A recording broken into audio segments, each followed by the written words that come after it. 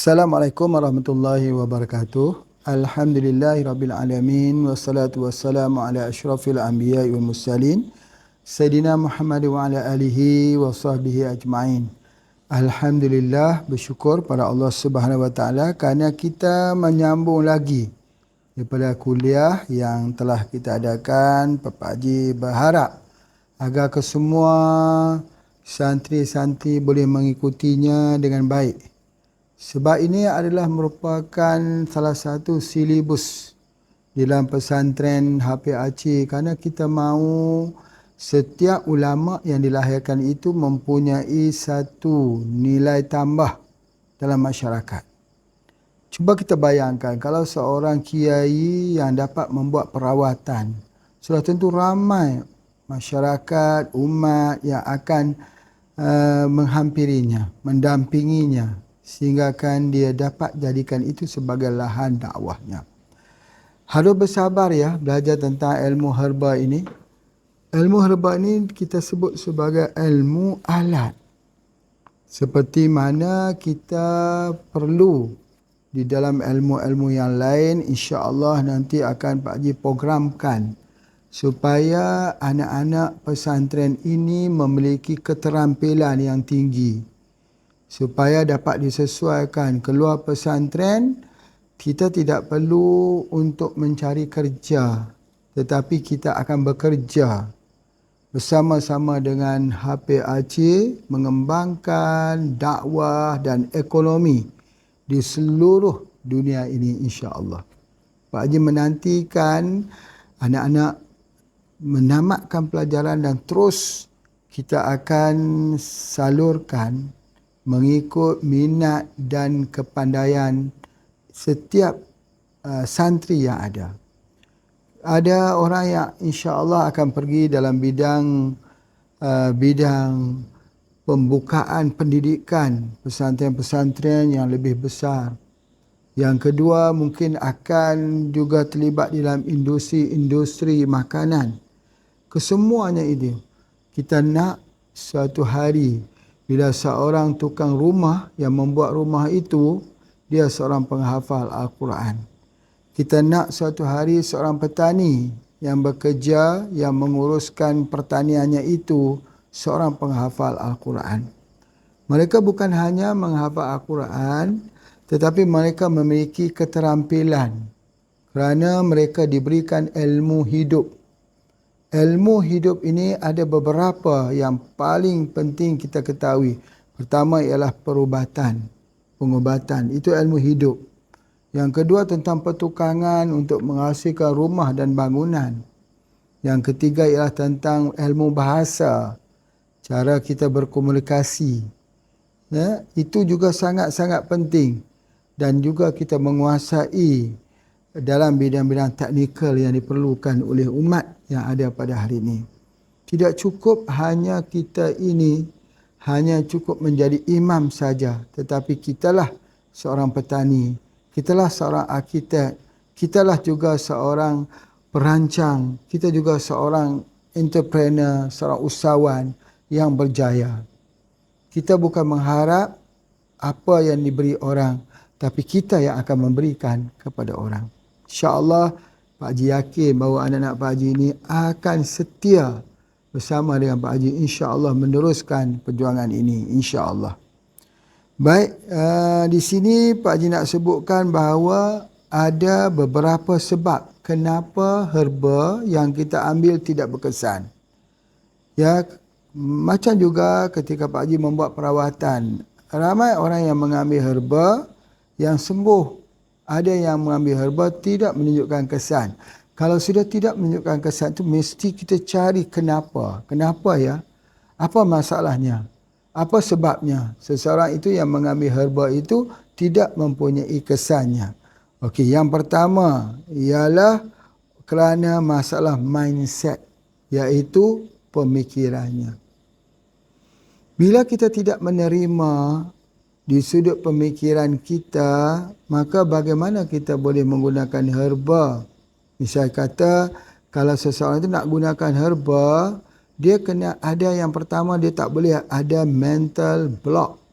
Iaitu dia membuat satu blok, mengatakan herba ini tidak ada kesannya. Kalau dia sudah ada mental block begitu, agak sukar untuk sembuh. Dia kena buka dulu pemikirannya itu. Tidak boleh terkontaminasi dengan rasa sangsi, ragu. Kalau kita ada rasa sangsi, ragu pada herba, bagaimana herba itu mau bekerja? Mesti bersangka baik dengan herba.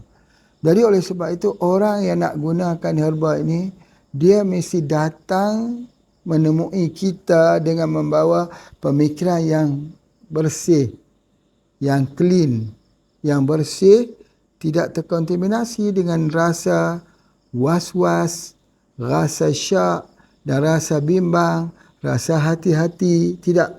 Tetapi dia datang dengan sepenuh hatinya, memberi kepercayaan bahawa Allah yang menciptakan obat dan obat itu kemungkinan besar ada pada tumbuh-tumbuhan. Itu harus dibetulkan. Jadi oleh sebab itu, sama juga kita pun dalam kita mempelajari suatu ilmu. Kalau anak-anak datang ke pesantren, apa niatnya? Niatnya nak menuntut ilmu. InsyaAllah Allah berikan ilmu.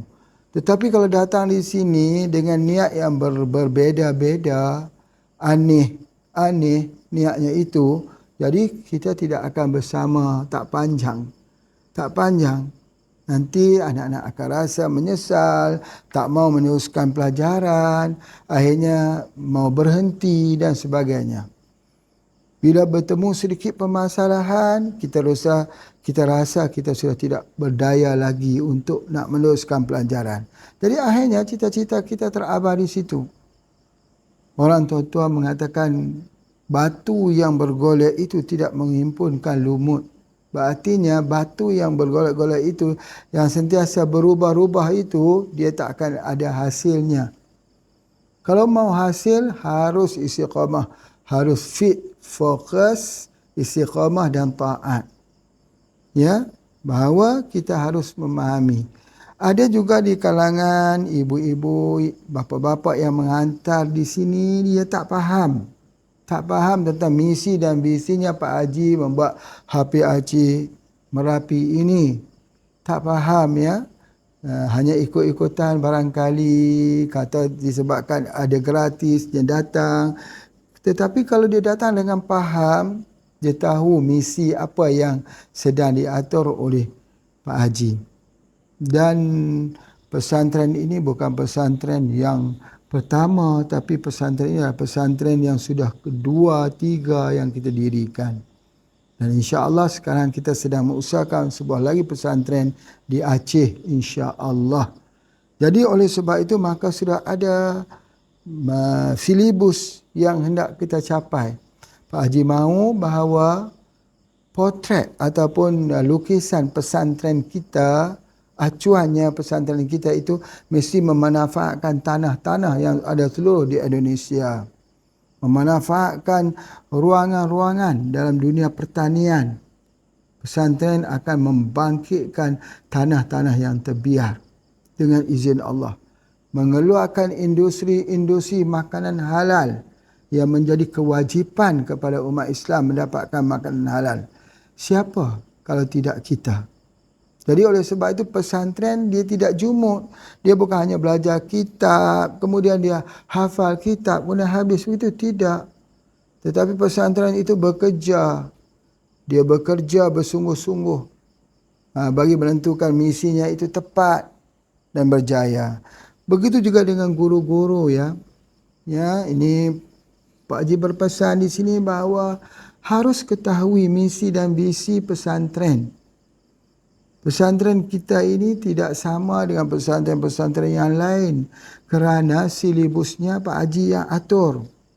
Ya, atur silibusnya. Apa yang nak anak-anak kita selepas 6 tahun mereka jadi seperti apa? Jadi seperti apa selepas 6 tahun itu? Jadi oleh sebab itulah maka mimpi itu Pak Haji jadikan pesantren contoh di Yogyakarta ini. Ya, di Merapi ini, dan insya-Allah akan ada 7 titik di seluruh Indonesia insya-Allah. Jadi oleh sebab itu para guru, ustaz-ustazah yang faham ya tentang misi dan visi Pak Haji ni harus menyambut dan menyambungnya. Jangan sampai terputus. Jangan sampai ianya tidak menyambung. Jangan sampai jalannya berbeza. Pak Haji ke hulu, pelajaran yang lain bawa ke hilir, tidak boleh begitu. Harus satu saja. Al-qiyadahnya satu saja. Kepimpinannya satu. Tak boleh ada kepada kepimpinan-kepimpinan 2, 3 yang misinya berbeza-beza. Bukan berartinya beda pandangan ni ada yang salah. Tidak. Semuanya benar. InsyaAllah benar-benar dan baik-baik semuanya. Tapi oleh kerana pesantren HPAC Merapi ini modelnya, acuannya daripada Pak Haji. InsyaAllah bila habis saja daripada masalah virus ini, Pak Haji juga akan segera ke sana tinggal bersama dengan anak-anak juga. Meneruskan perjuangan kita. InsyaAllah ramai lagi tenaga-tenaga ahli akan bergabung dengan kita insyaAllah. Ya, kalau di Malaysia ini pun alhamdulillah sampai sehingga kini alhamdulillah ya kita mendapat sokongan-sokongan yang sangat-sangat baik dalam membentuk pesantren dan cara dan gaya kita insya-Allah. Baik, itu yang pertama yang menyebabkan herba tidak itu berkesan kerana mindset, kerana cara berfikir itu salah. Yang kedua ialah kerana masalah tekanan dan stres. Kadang-kadang orang yang datang minta obat dengan kita, dia stres. Ya, dia ada tekanan. Jadi orang yang stres, yang ada tekanan, bila ambil herba, selalunya tidak beri respon yang positif. Melainkan diberikan vitamin C itu terlebih dahulu. Bagi rosella, diberi ambil daripada citrus, daripada jeruk, vitamin C yang terlebih baik lebih diambil terlebih dulu.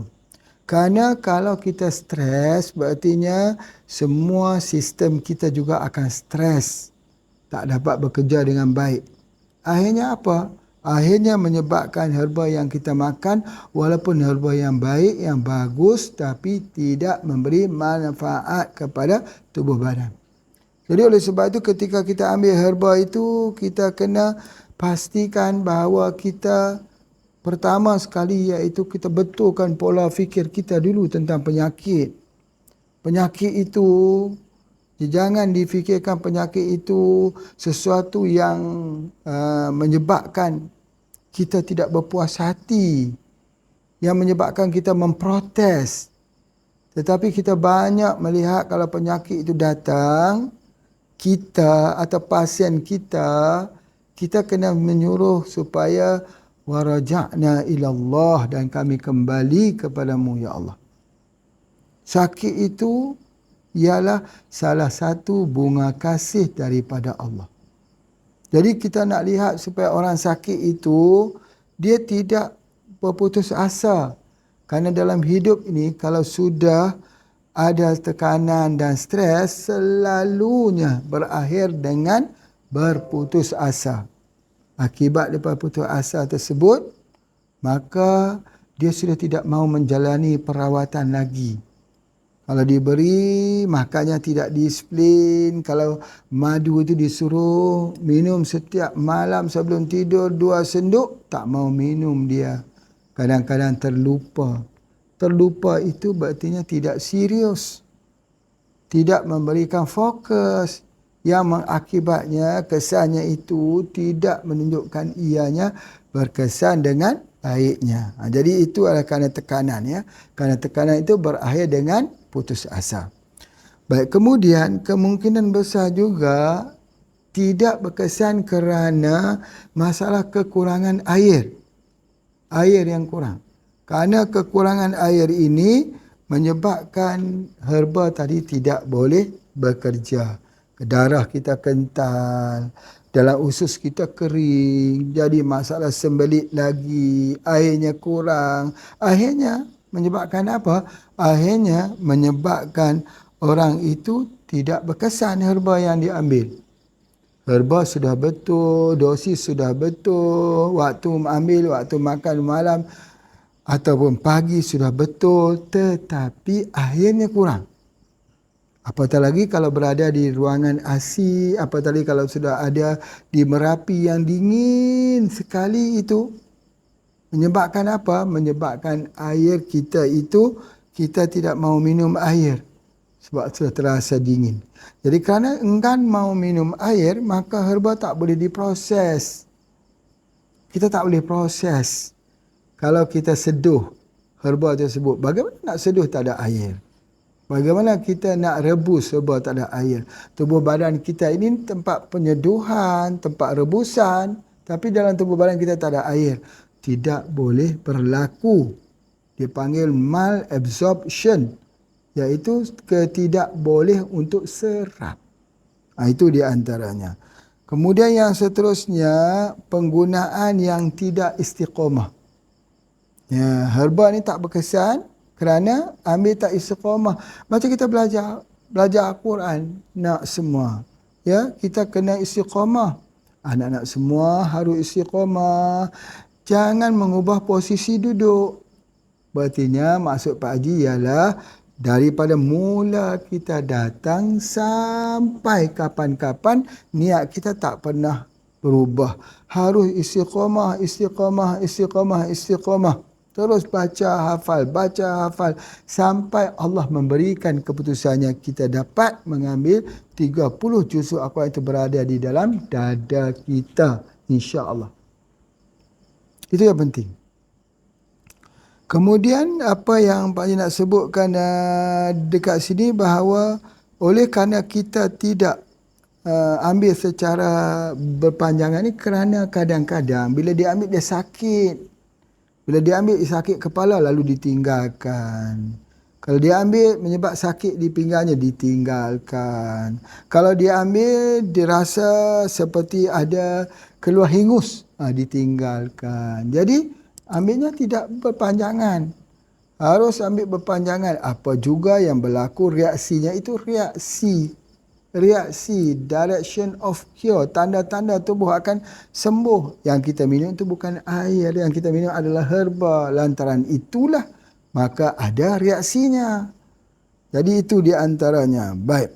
Kemudian seterusnya, iaitu kerana herba yang kita ambil tadi bersama penggunaan herba-herba yang lain akan membentuk ikatan kimia yang tak dapat diuraikan dan akan terus disingkirkan.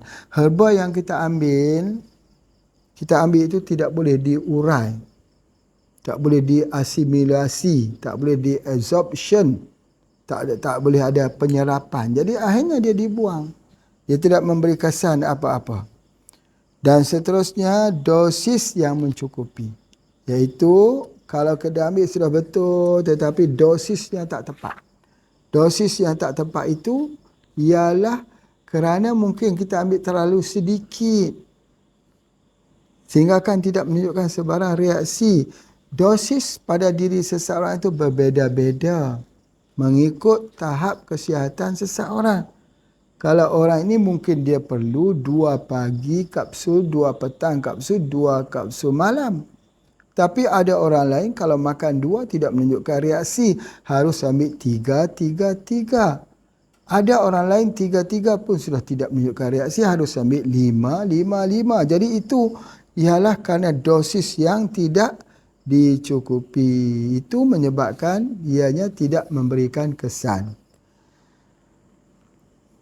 Jadi oleh sebab itu maka kita harus melihat, ada kalanya kita harus melihat kalau ada orang itu orang yang berbadan kurus, biasanya mengalami gangguan pada bahagian pencernaan kerana tak dapat menyerap. Jadi kita juga kena lihat orang yang kurus, orang yang tua, orang yang kanak-kanak.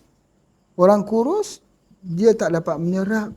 Boleh jadi ada penyakit tiroid, hypertiroid, kurus juga. Boleh jadi ada kanker, kurus juga. Boleh jadi ada kanker usus, kurus juga. Boleh jadi hilang selera makan, ada masalah liver, kurus juga. Jadi oleh sebab itu kita harus memahami situasi pasien di depan kita. Kuruskah, gemukkah, ada kankerkah, tidak ada kankerkah. Sebab selalunya inilah yang akan mempengaruhi golongan-golongan orang yang perlu kita bantu. Ya, kalau begini harusnya seperti apa? Itu akan kita pelajari. Begitu juga dengan orang tua, tidak ada selera makan. Kalau makan sedikit sudah kenyang. Orang tua ini tidak mau tidur waktu malam, menyebabkan dia resah. Jadi minum air sedikit, kencingnya banyak. Itu kesemua adalah ciri-ciri yang harus kita ketahui. Bahawa pengobatan ini bukan adalah satu matematik yang mudah. Bukan. Ya, jadi itu di antaranya. Baik. Kemudian yang ketiga, kanak-kanak. Jadi kita tahu bahawa kanak-kanak ini kadang-kadangnya penyerapannya itu tidak sempurna. Jadi oleh sebab itu, kalau kanak-kanak ni penyerapan yang tak sempurna itu, maka kita kena bantu. Kanak-kanak ni lebih banyak kepada bentuk air. Bentuk kapsul, bentuk yang lain kena tinggal dulu. Bentuk air. Kalau kita nak bagi air, radi IQ, itu yang mudah, yang sebenarnya dilarut di dalam air. Itu ada di antaranya. Masya Allah. Apa yang Pak Haji nak masukkan ialah keselamatan produk ni. Sesuatu produk yang kita keluar ni mesti ada ciri keselamatannya. Apa ciri keselamatannya? Yang pertama, kena ada ujian mikrob. Untuk kita pasti jangan ada mikrobial di dalamnya. Mikroorganisme di dalamnya. Jadi oleh sebab itu, ada jumlah-jumlah tertentu yang harus dilihat. Jadi ujian ini harus dibuat di laboratorium untuk mendapat kelulusan dari dapat nombor izin daripada BPOM ataupun izin daripada Kementerian Kesihatan Malaysia. Itu di antaranya. Yang kedua ialah ujian kepada logam berat. Tidak ada heavy metal di dalamnya. Tidak ada heavy metal, logam berat, mercury, arsenik, pelambam. Kadang-kadang bukan sebab dimasukkan logam berat itu, tapi tanah tempat herba kita ambil itu ada logam berat. Jadi herba itu tumbuh di atas tanah yang ada logam berat. Jadi pada ketika dia dites, dia mengandungi logam berat. Itu juga berhati-hati. Kerana logam berat ini juga salah satu racun. Misalnya apa dia? Mercury misalnya. Dia adalah racun. Logam, heavy metal. Ya, itu di antaranya. Jadi begitu juga ada arsenik, mesti kurang daripada 5 ppm, part per million. Lead, jadi pelambam, mesti kurang 10 ppm. Mercury mesti kurang 0.5 ppm. Jadi ini logam berat ini tak boleh ada. Walaupun nama tradisional, pengubatan herba, tapi pertama harus jujur, jangan masukkan bahan kimia. Yang kedua, tumbuh-tumbuhan itu kemungkinan tumbuh di atas tanah yang ada bahan kimia. Jadi harus dibuat pengecekan. Itu di antaranya. Kemudian seterusnya yang ketiga iaitu ujian pelarutan, di mana kapsul ini diletakkan dalam air, dilarutkan sampai dia hancur. Sampai dia hancur ya. Kita tengok berapa lama tempohnya. Kalau kapsul ini mesti hancur tidak lebih dalam perut kita 30 minit. Jadi ada alat mengetesnya itu. Kita tak boleh masuk ke dalam air sebab air perut tidak sama dengan air mineral. Ya, ada alat tesnya mengujinya.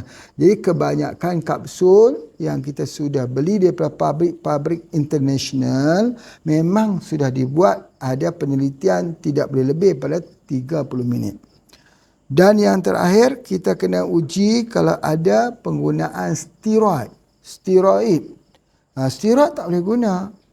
Banyak orang guna steroid kerana nak dapatkan keputusan yang cepat sembuh dan sebagainya. Kita tak boleh guna steroid. Itu adalah herba. Jadi oleh sebab itu herba ini terpelihara, sudah organik, sudah baik. Tapi mesti dikaji juga dalam laboratorium supaya tidak ada mikrob, tak ada heavy metal dan juga tidak ada yang lain yang kita tidak harapkan. Itulah ujian keselamatan kepada herba. Herba tak boleh disepelekan. Bukan ambil herba di tepi rumah lalu kita pun membuat masuk ke dalam kapsul. Tak boleh begitu ya. Dia mesti herba yang bersih, yang elok, ya, herba yang sudah teruji. Jadi oleh sebab itulah Masya Allah. Ya, Masya Allah. Pak Haji percaya bahawa insya Allah kita dapat menghasilkan. Dan Pak Haji minta kepada Pak Tomo, Pak Tomo harus mengadakan tempat tanaman ubat-ubatan kita. Ada dua yang kena buat. Yang pertama, mesti ada tempat peternakan lebah madu. Mesti ada. Sebab di situ kawasannya bagus sekali itu. Tempat peternakan lebah madu. Yang kedua, tempat tanaman pohon-pohon ubatan. Minta Pak Tomo untuk desain bersama dengan Mas Zaki, bersama dengan anak-anak PPM, bersama guru-guru juga semua memberi pertolongan kepada Pak Haji untuk membuat tempat-tempat penanaman ini. Apa juga herba kita tanam di situ. Jahe merah, serai, sambiloto, broto wali, apa juga ditanam di situ.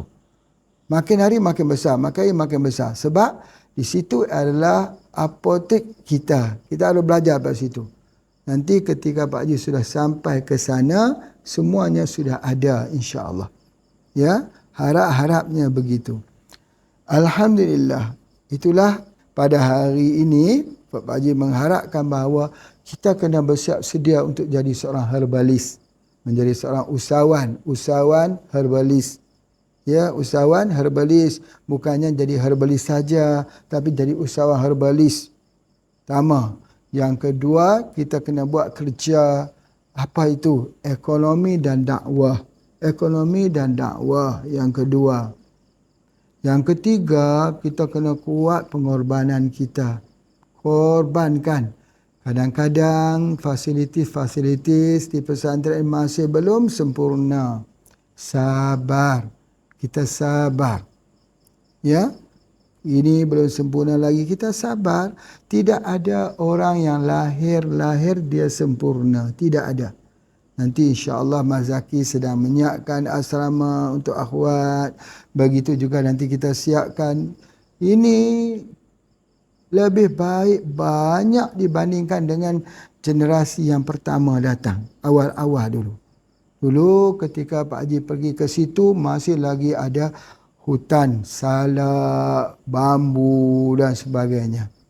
Kemudian barulah Pak Haji fikirkan bahawa di sini akan didirikan tempat pendidikan gratis. Insya-Allah sampai hari ini Pak Haji belum lagi meminjam daripada mana-mana wang, daripada mana-mana individu. Semuanya hasil daripada bisnes yang Pak Haji lakukan ini dengan izin Allah. Jadi insya-Allah dengan apa yang Allah izinkan itulah Pak Haji ambil guru-guru untuk membantu perjuangan ekonomi dan dakwah Pak Haji ini. Insya-Allah. Jadi di sini ini ada 7 titik kalau Allah panjangkan usia Pak Haji. Ini baru satu usaha yang Pak Haji lakukan. Bagaimana kalau sudah ada anak santri 500 yang Pak Haji didik nanti insya-Allah jadi entrepreneur, jadi usahawan. Kita akan lahir seperti Ar-Rajhi Bank. Pernah anak-anak dengar tentang Ar-Rajhi Bank? Ataupun Bank Ar-Rajhi. Bank Ar-Rajhi. Beliau seorang daripada anak orang susah, anak orang miskin, tetapi berjaya membuat bank yang besar untuk seluruh dunia. Beliau memiliki kebun-kebun kurma yang luas-luas, tetapi kesemua harta yang dimiliki olehnya itu semuanya diinfakkan di jalan Allah. Seorang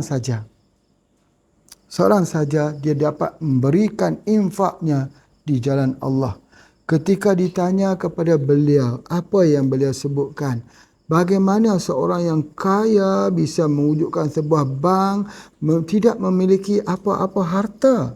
Yang ada hanyalah daripada projek-projek yang membantu orang-orang fakir. Dia kata, nanti mudah jiwa ruh aku itu keluar daripada tubuh badan aku. Aku ini seperti seekor burung yang keluar terbang dari sarangnya. Begitu. Memiliki bank yang besar. Kenapa kita tak lahirkan 1000 Ar-Rajhi di Indonesia? Kenapa? Nanti itulah tujuannya Pak Haji nak didik. Itulah tujuannya Pak Haji nak mengajar. Ya, supaya kita mempunyai ini, kemampuan ini. Kerana Pak Haji sudah melihat di seluruh Indonesia, maka insya-Allah Indonesia memerlukan bantuan kita untuk bangkit dalam perekonomiannya, dalam industrinya. Kita banyak pesantren di Indonesia, banyak pesantren. Ke sana pesantren, di sini pesantren. Tapi pabrik Muslimnya tidak ada. Pabrik pengeluaran produk Muslimnya sedikit saja. Pesantren tak mampu sebab tak layak entrepreneur. Padahal tengok ya, pesantren itu perlu beras. Bercontoh, pesantren perlu beras untuk anak-anak makan. Tapi pesantren tak bisa keluarkan beras. Hanya harus membeli dengan orang. Kenapa tak keluarkan beras? Sebab itulah Pak Haji mahu supaya ada, apa dia? Ada tempe Pak Haji sendiri untuk anak-anak makan. Kita buat, kita keluar, kita jual nak. Kita jadi entrepreneur. Pak Haji juga mahu apa? Mahu sebab ada beras Pak Haji sendiri. Mahu ada tempat penghilangannya sendiri. Hari ini tidak ada orang bekerja. Besok anak-anak yang hafal Quran itu menguruskan penghilangan padi, beras besar, organik, sehat. Jadi penguasa-penguasa padi yang besar. Tapi kekuatan keuangan ekonomi kembali kepada umat Islam. Kita bukan bercerita tentang diri peribadi. Bukan cerita pada tubuh badan kita sendiri. Bukan itu. Ekonomi dan dakwah ini, Khadijah Al-Khuwailid sanggup menghabiskan kesemua hartanya untuk dakwah Rasulullah sallallahu alaihi wasallam. Abu Bakar mengeluarkan keseluruhannya. Ketika ditanya apa yang ada pada dirimu, hanya ada Allah dan Rasul. Sahabat-sahabat lain juga begitu. Ya, jadi oleh sebab itu maka jiwa ini harus lahir. Lahir di mana? Di pesantren Pak Haji. Pesantren HP Haji ini. Harus lahir jiwa ini. Pak Haji tidak mahu orang itu yang jiwanya jiwa pribadi. Kalau jiwa pribadi itu, kalau kita tidak penuhi keperluannya, kita lari. Yang kita harus lihat bukan diri kita, harus lihat anak santri yang ramai. Harus lihat pada perjuangan itu. Jadi oleh sebab itu maka kita harus mempunyai kekuatan, harus mempunyai jiwa yang kuat, harus membersihkan hati kita, supaya kehadiran kita bersama dengan pesantren ini satu kehadiran yang suci, mulus kerana Allah. InsyaAllah Pak Haji yakin bahawa semua yang hadir itu semuanya insyaAllah dilindungi oleh Allah Subhanahu Wa Taala. InsyaAllah.